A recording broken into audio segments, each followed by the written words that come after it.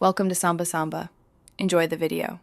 You start by preparing phone and car so the Mirror app can run. Enable developer options and USB debugging.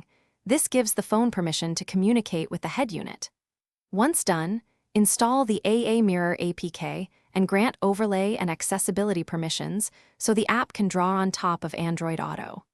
Make sure you use a quality USB cable and plug into the car's USB port. You do this now to avoid permission errors later when initiating the Mirror session.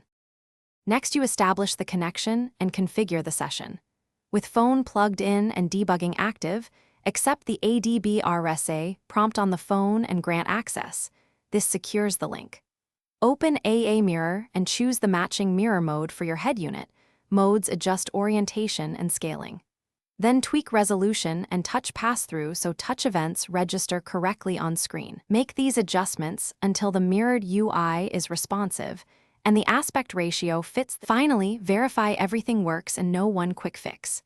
Test audio routing and the mic, then confirm touch control responsiveness. You want this safe and reliable. If the mirror fails to appear, restart the phone and head unit, reauthorize ADB when prompted, and swap to a better USB cable or port.